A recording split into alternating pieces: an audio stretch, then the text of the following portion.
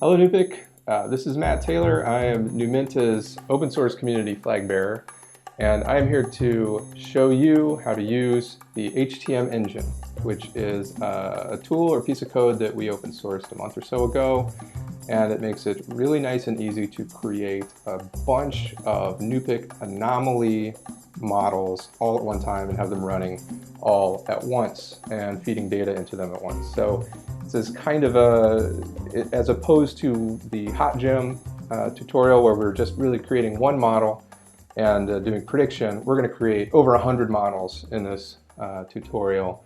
And I'm going to show you how to do it using HTM Engine. And we're going to run them all at once and get anomaly indications out of them. So without further ado, first I'm going to introduce you to the HTM Engine architecture. If you look here, basically HTM Engine has a few services. It must have MySQL and RabbitMQ installed. These are used internally to keep track of all of the different models that it creates and queuing data that will be input into those models. But we don't need to really know about this. We can take a look, if you would like, at the Numenta apps repo here. This is where this code base exists. And if you look right here, here is the HTM Engine repo. That's what I am talking about. That's what we're going to be doing today. It's really sort of a standalone tool. It does use some utilities in here, which we'll install as well. But we will get to that in a minute. But that's what the HTM Engine architecture looks like. There's a really nice scaffolding provided by my friend and coworker Austin Marshall called the Skeleton HTM Engine app. This is what I use to create this application, and it makes it really easy to create an app because HTM Engine, all it really needs to run is a bunch of configuration. So what he created was all the configuration with everything, a lot of default values and stuff in there, and which is a configuration scaffold. And so you have to go in and change some of those values to make it work for you in your environment, but it's really easy to do. And this skeleton app also contains this nice HTTP API, so I can write my application in whatever programming environment I want and communicate with the HTM Engine over HTTP. So this is nice because I don't have to write my app in Python and import all the HTM Engine stuff. I don't have to go to MySQL or RabbitMQ. We just let that little HTTP interface take care of that. So that's what we're going to do in this application. And let me give you a quick overview of the full architecture of what I'm going to show you today. So over on the left here in the green Python box, you can see basically what I just showed you, HTM Engine and the skeleton stuff around it, the configuration and the HTTP API. And what I've created is a client to that HTM Engine that's all written in JavaScript that gathers traffic information from a service on the internet and pushes information about New York City traffic in real time as we're getting it from the New York DOT and pushes those values into the HTM Engine so that it can generate models around all these different paths and traffic speeds in New York City. And you'll see exactly what I'm talking about when I get to that. But for now, let's go to this repository when I'm talking about HTM traffic tutorial. That's what I'm going to be walking through today with you. And there is a README here with all of these nice installation instructions. So there's really three parts to this, as I've already explained. There's the Python server that runs HTM Engine, runs those services, and has the HTTP API. And there is a Node.js client application, which is the JavaScript runtime, and the Riverview data service. I'm not going to talk too much about this, but that's this red diamond here. That's where the data is coming from. This is just raw speed data for 153 different traffic paths in New York City. So, like I said, that's the architecture. If you want to build your own application the same way I built this one, do it off of that skeleton HTTP application. That's the best place to start. It's really easy to get going there. Okay, so requirements. Let's get this thing installed and get going.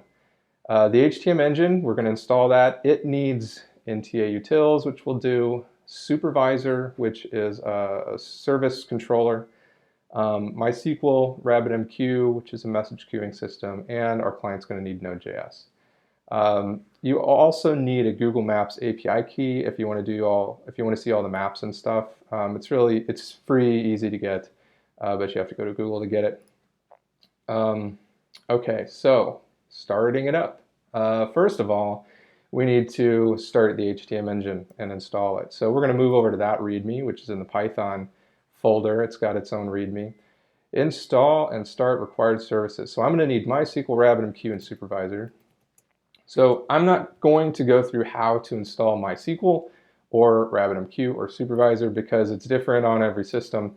You're going to have to figure that out yourself.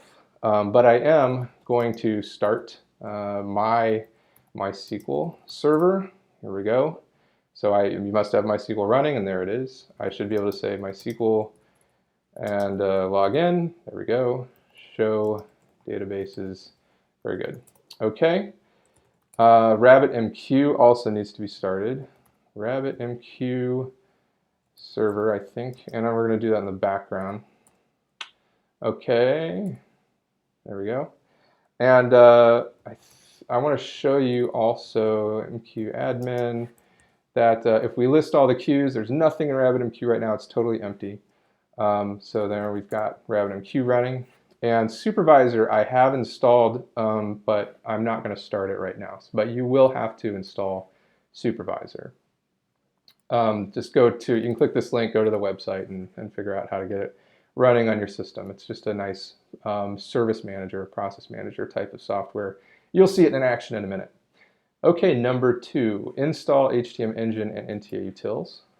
So this assumes, well, you must have Numenta apps checked out somewhere locally because we're going to be running off of that code base. So I have that installed at NTA Numenta apps, and we'll go into HTM Engine and run Python setup develop user. And this will install all of the Python modules that HTM Engine needs to run. And we'll also go down into NTA utils, which is a sibling directory, NTA utils, and run the exact same command, Python setup develop -- user, if you like. That's up to you. Okay, so we have the Python modules necessary for HTM Engine and the utilities to run. Now installed required Python modules for HTM Engine traffic tutorial itself, not its dependencies. So we'll be going back to where I have HTM traffic tutorial, that repository checked out. And it says I need to run this command, pip install -r and those requirements. So this basically just installs all of the Python modules that HTM Engine traffic tutorial needs, and that's for the Python server part of it. Okay, we also need to export an environment variable. This is for HTM Engine. It needs to know where the application configuration is. In our case, it's in Python Engine conf. And we'll be talking about changing some of the values in these files in a moment. But for right now, we're just going to export this application config path. Here we go. To point to the conf directory in Python Engine.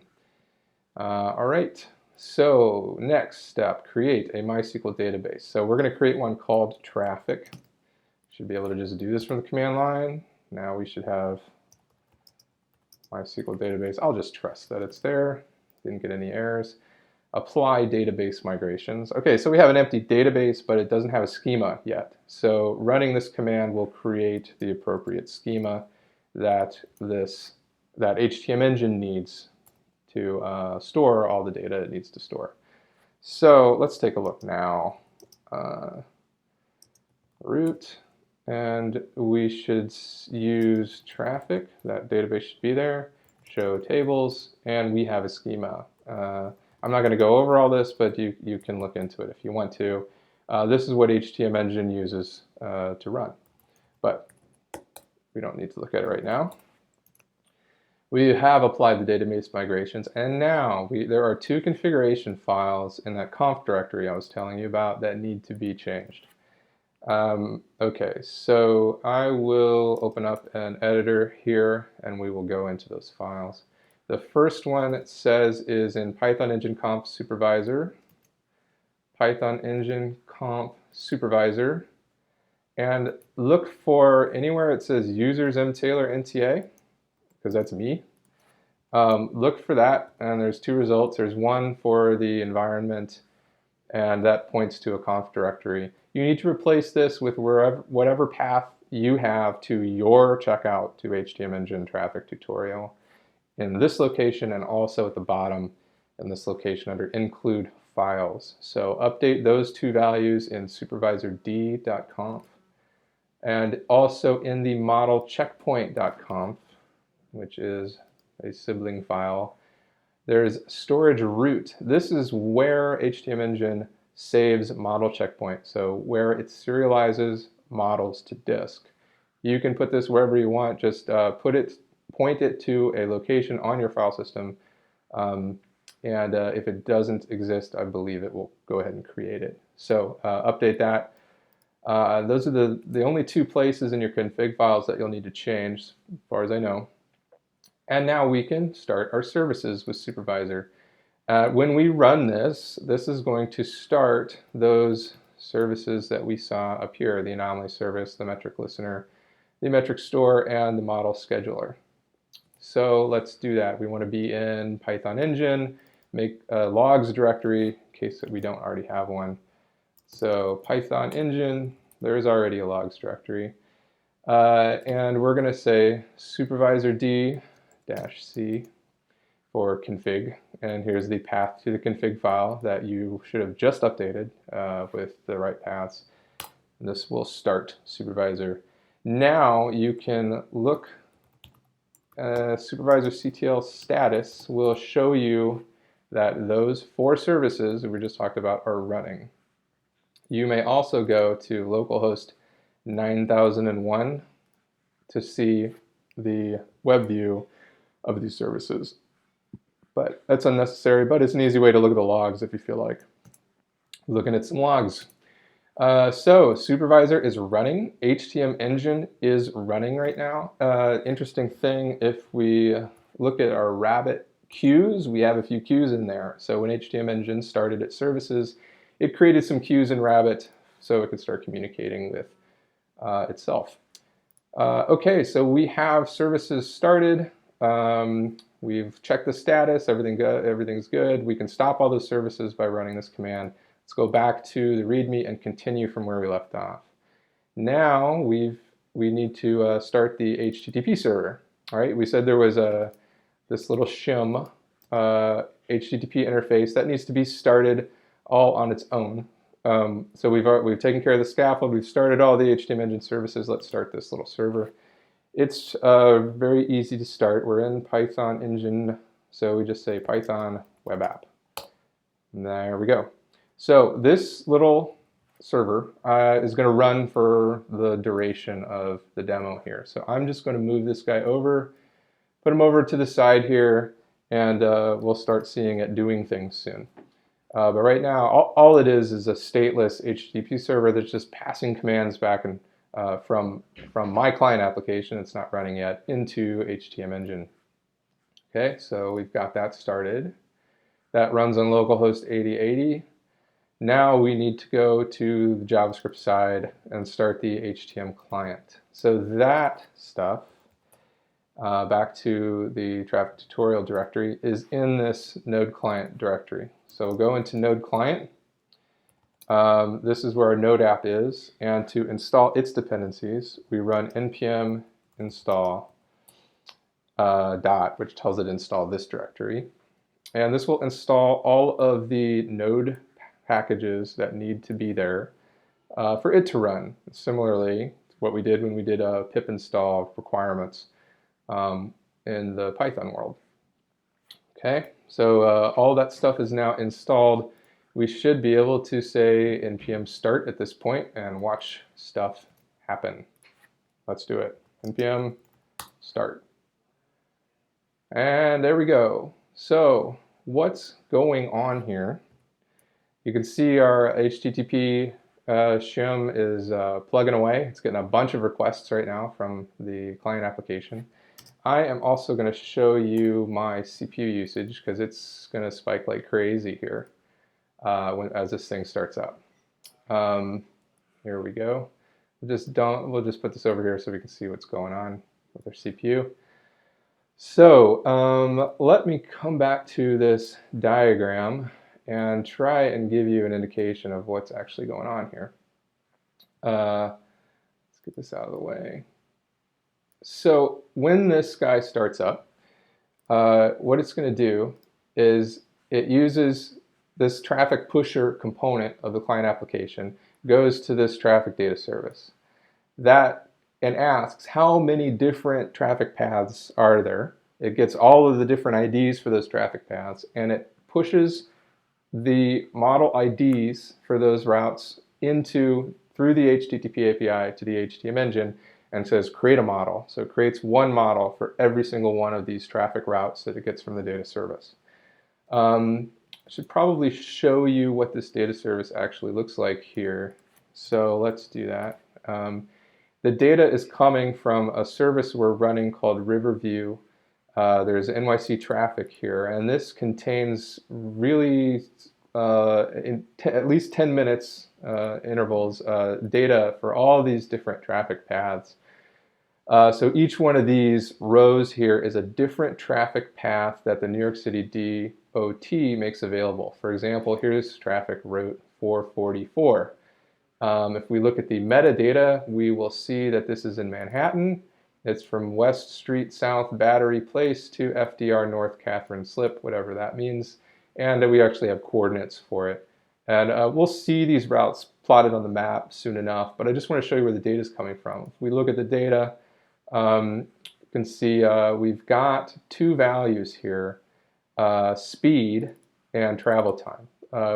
Our app is only going to use speed, and I assume that over the entire path of this traffic route, this is the average speed from whatever sensors the DOT has installed there for the past 10 minutes or so.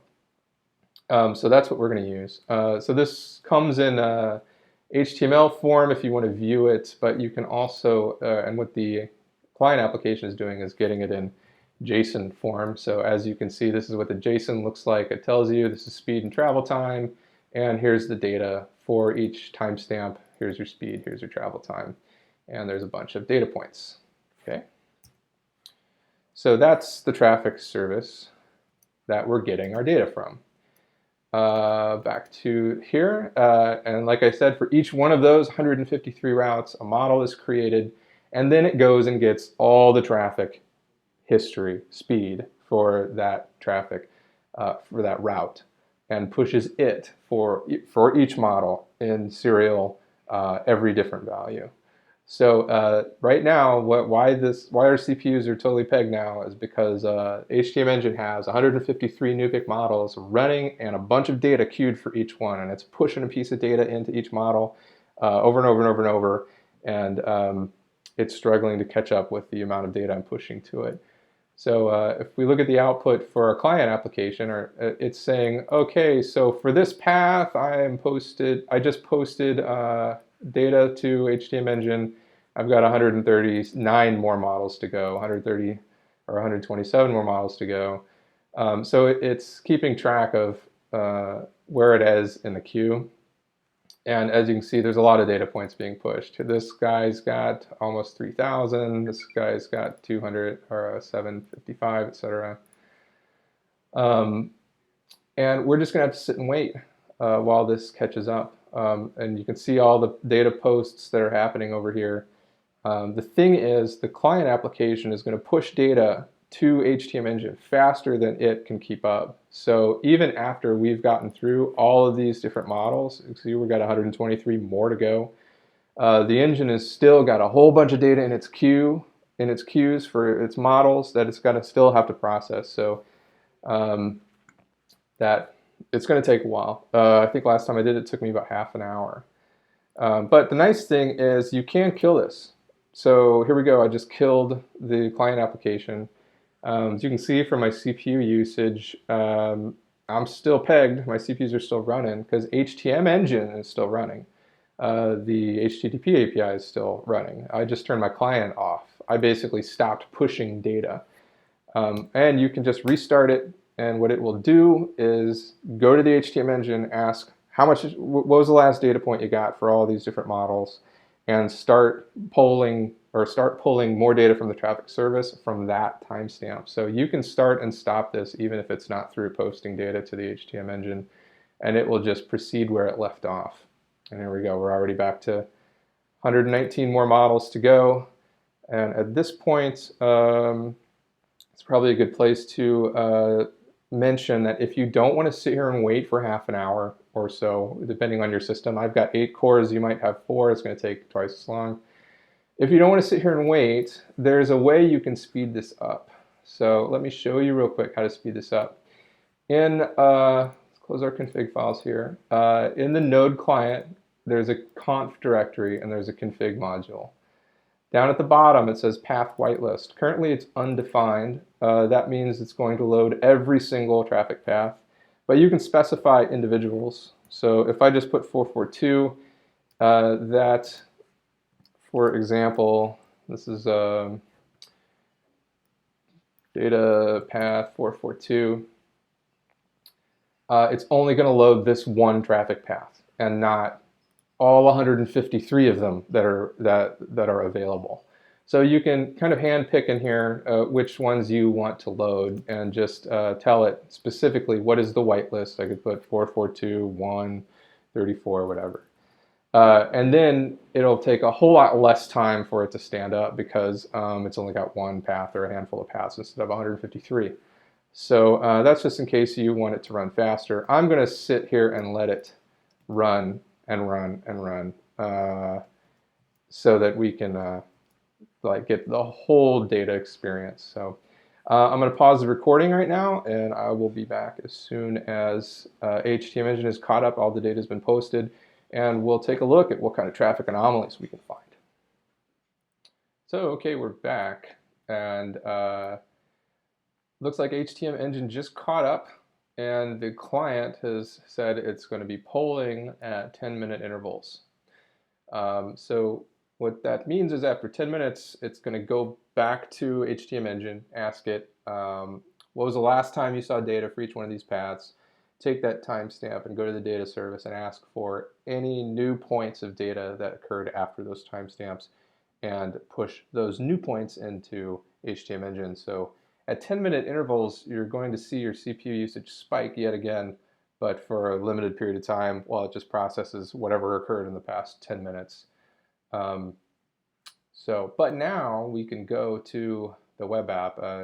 With all of the stuff going on this console, you might have missed that web application started at some point here while it was creating models and all that jazz. Here it is. So it's running on localhost 8083. And here is the HTM Engine traffic tutorial. There we go. Make this a little bit easier to see here. So this is the app. Now it's got all of the data within it. So let me give you a little bit of walkthrough of what's going on here. Let's first look at the route index. Well, let's look at the map first. So you can see all these routes mapped. Here are the routes that we pulled data for. They all have these little icons by them that show you this is 153, where it's at, and then links to some charts and stuff.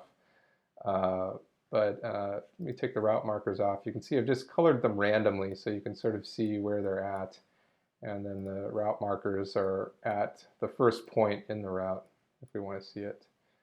So there's where all the routes are, and you can see there's lots of gaps. There's so much traffic in this area. I wish I could have gotten a lot more data, but we're going to try and dig in and see if we can associate some traffic anomalies with some actual traffic accidents.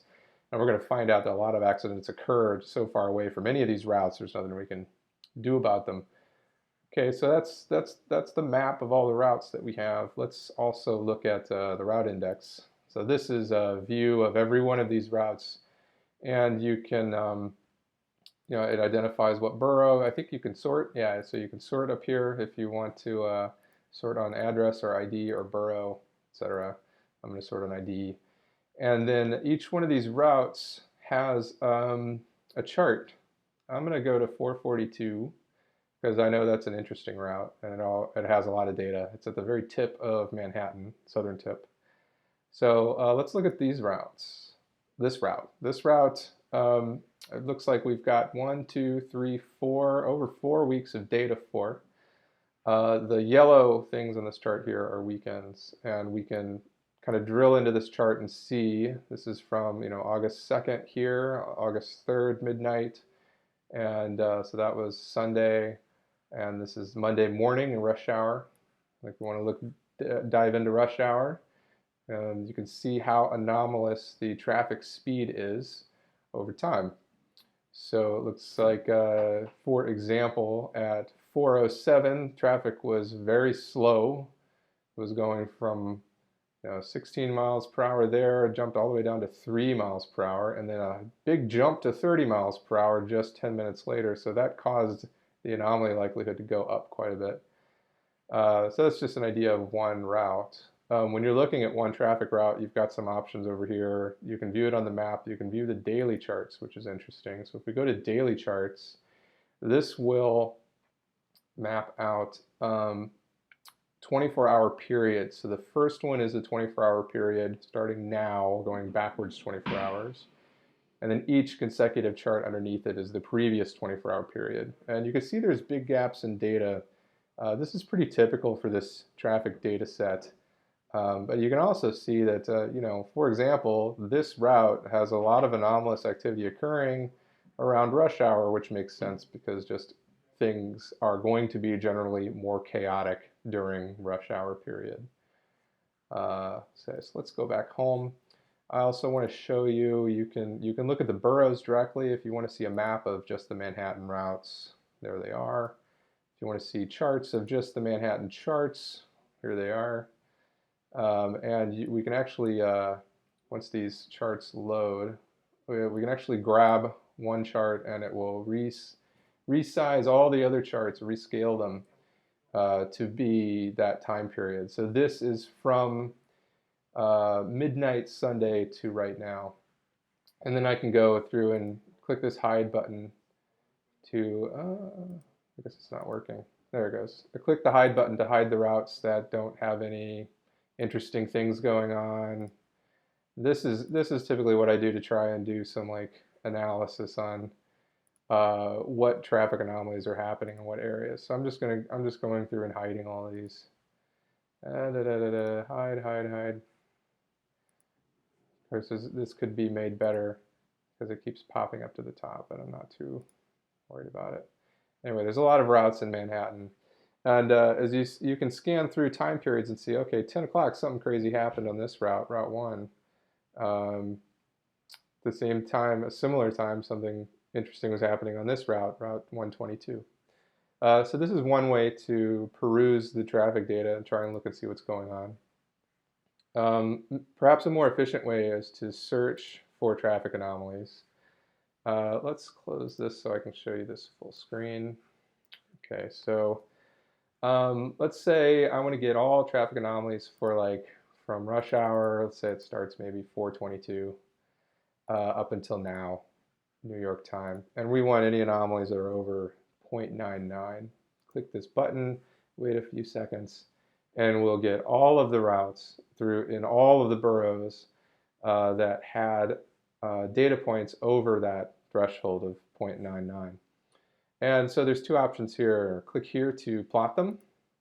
This will bring up a new screen where you can see during that time period what each of these routes look like, what their anomaly scores look like. So this is a good way to try and identify anomalies. For example, it looks like something is occurring around 10 o'clock here. So let's hide in all of these different guys that didn't have a bump up at that time period. Hide you, hide you, hide you. Yeah, it's a little bit of a bump. We'll leave him.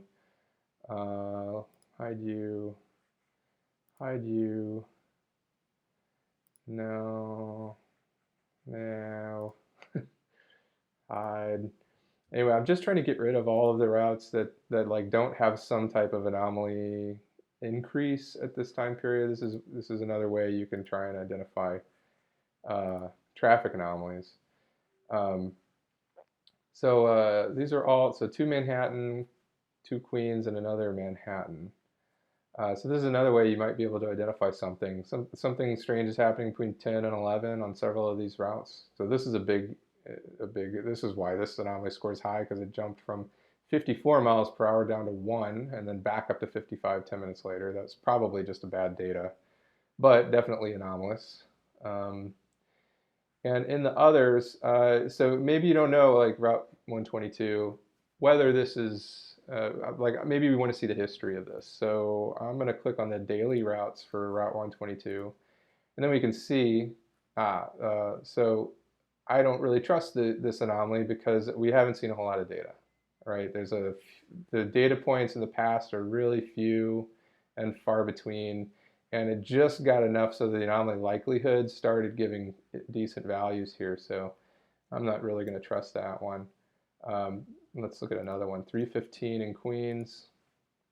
This one is similar. It's only been getting anomaly likelihoods for the past day. Having a lot of data is definitely good. I've got 4 weeks of data, and for some routes, that's just excellent. Like, for example, let's look at Route 442. I always go to that one because it's at the tip of Manhattan, and there's a ton of data for it. So as you can see, I've got lots and lots of data, days and days and days of decent data for this route. So I can trust the anomaly score a lot more in this case because it's seen so many days of traffic. So I know that, like, right here when we jumped, right here when we jumped from 3 miles per hour up to 30 miles per hour, and that was consistent over an hour almost. That's something that's unnatural for that time period, and you can see the anomaly score go up because of it. Okay, so I'm just trying to show you like ways you can investigate anomalies here. So this is one way, and there is yet another way you can do this, which is to browse the map over time. This takes a while to load, but what it'll do is it will plot all the maps and get all of the data for all the anomaly scores for the routes in the browser and give you a little time slider so you can move it back and forth, and the colors of the routes will change over time. So let me turn the route markers off here and zoom in so we can see some of these colors change. If I'm looking for something in Manhattan or Queens or whatever, let's see. So here's my slider up here. Right now it is a 3-hour period from 11:26 to 2:46 in the afternoon. I'm going to just scoot it over, and we can see some of those routes changing. Like we got a red route over here, we got a red route down here. That means that during that 3-hour time period, those routes that are changing color had high anomaly scores. So this is another way. There's some more down around the tip of Manhattan, sometime right before 6 a.m. Something's going on there. The thing is, there's so much construction around Manhattan. You never know what's going on in some of these routes.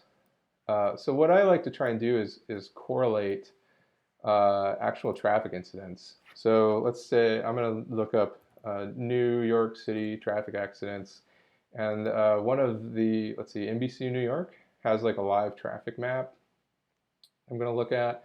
Let me turn the flows off and just turn incidents on, and you're going to see a ton of incidents here. And let's see if we can find a traffic accident that is close to somewhere we have data, because I mean that's the important thing. If a traffic accident occurs all the time, but I don't have any routes over here, but here's one in the middle of Manhattan, 8th Avenue and 42nd Street. So let's take a look at 8th Avenue and 42nd Street. 72nd, 42nd, and 8th Avenue is right around in here. So we probably not going to affect any of the routes going through the Lincoln Tunnel. This is happening on the streets of Manhattan, not on any of these streets that we have traffic incidents for. But I do want to show you something, because I mean it's hard to find live live traffic accidents and correlate them, but I was able to earlier through this website, and I took a screenshot of it. Let me pop this up real quick. So here's what I found earlier. This happened at 9:11 a.m. this morning. It looks like there's lane block due to a stall truck on I-278 eastbound at 2nd Avenue. So that was, let me go back to my view here. We want to go, this was at 9, what did I say, 9:11, right?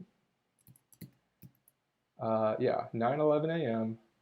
And where is this? This is down here, right? Yeah. Or was it right here? I look at the, yeah, right here, which is right around in here, okay? And I-278,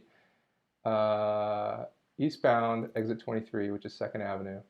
And that is 2nd Avenue, exit 23 is right around in here somewhere. So there was some incident that was slowing down traffic here at 9 something. And I want to see if there's any correlation with there's a speed up. There's an right there. This is eastbound. So what is this guy? Show this route marker. This is the right road eastbound. Let's look at the chart for this guy. We don't have a whole lot of data for him, but looking at today, so here's midnight, 2, 4, 6, 8, 9. Look at that. Right around 9:11, so this is where you can definitely see the traffic speed drop from 47 miles per hour pretty quickly down to around 5 miles per hour. And that was enough to cause an anomaly go up through that whole time period. So that definitely looks like a correlation. I mean, if this is, if eastbound 278 got blocked around here, it would certainly potentially affect this traffic route, the traffic flowing eastbound down 278 here. You can catch incidents like this pretty easily. There's another website that I go to check these things. Well, there's a Twitter feed called 511 NYC. I can sometimes do some correlations on these incidents, but it's interesting to find this out because I mean, a lot of times if you're sitting here trying to look through rush hour and figure out, oh, what's going on here, and you'll see, you know, a bunch of routes light up in one area, and if you dig into them and look at their data, it's obvious that there's like major traffic slowdowns in several of those routes. So something is occurring in that geographic area that's affecting the traffic speed in those routes. And NuPIC is saying there's anomalous activity in these routes, but I'm not able to associate it with any traffic incidents that are coming from, you know, the news or the Twitter feed or these email alerts that I get from NYC DOT. But something's definitely going on. I mean, you can manually see it, and NuPIC certainly sees it. So at this point, what I would really like is more data. If you're following along with this tutorial and you find some interesting traffic anomalies that you can associate with actual traffic incidents that occurred in the New York City area, I would love to see those as well. So email the mailing list, take a couple screenshots, and let me know what you're finding. I think this is a really cool, interesting application of HTM and anomaly detection, and it could be applied to a lot of different things. I mean, any type of scalar values changing over time, whether it's traffic speed, energy consumption, you know, water levels, weather conditions, are ripe for us to start generating anomaly scores for. So before I sign off here, I feel like I should at least introduce you to some of the code, especially in the JavaScript client that interfaces with HTM Engine.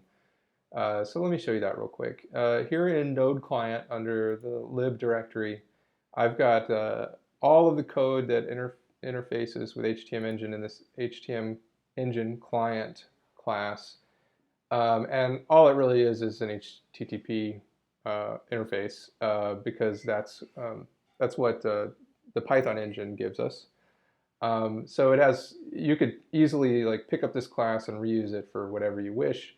It has functions for posting data to a model, creating a model, um, given a min and max value and a unique identifier, and also getting data from a model. So this could be easily reused. The last one is gets last updated, so this will give you the timestamp of the last updated value that HTM Engine has seen for that model, which is really useful when you're deciding what future data to send it.